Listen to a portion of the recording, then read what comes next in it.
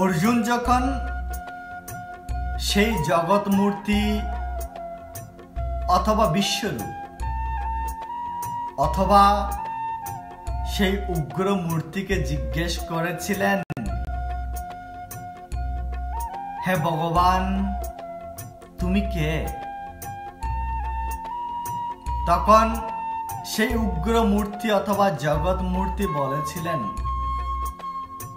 আমি লোক সংহারকারী কাল, আমি এখন লোক সংহার করতে প্রবৃত্ত হয়েছি।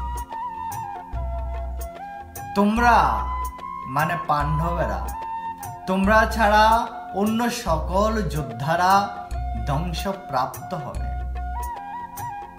তিনি আরো বলেছেন, ওম তস্মাৎ ত্বা মুত্তিষ্ঠ যশো লভস্ব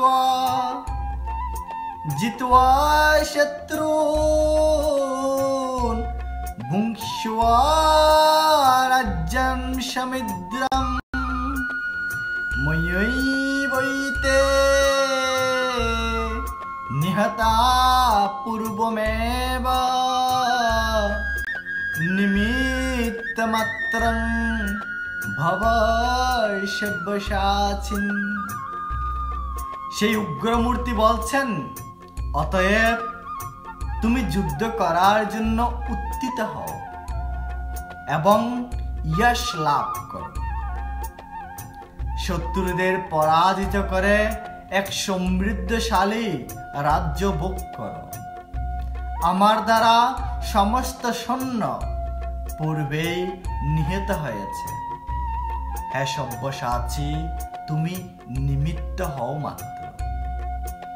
এখানে সব্যসাচী বলে অর্থ বোঝানো হচ্ছে যে যিনি উভয় হাতে বাণ অথবা অস্ত্র নিক্ষেপ করতে সক্ষম, তিনি একমাত্র অর্জুনের ছিলেন।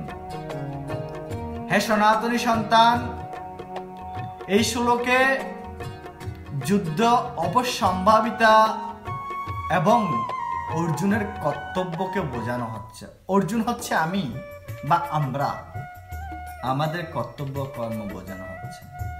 সেই উগ্র মূর্তি মূলত বলছেন, হে অর্জুন, ভগবানের ইচ্ছেকে কার্যকারিতা করতে অথবা কার্যকৃত করতে তুমি উত্থিত হও।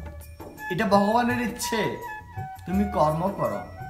এখানে যুদ্ধ হচ্ছে কর্ম করা। আমাদের সমস্ত কর্মকে যুদ্ধ রূপে বর্ণিত হয়েছে গীতায়।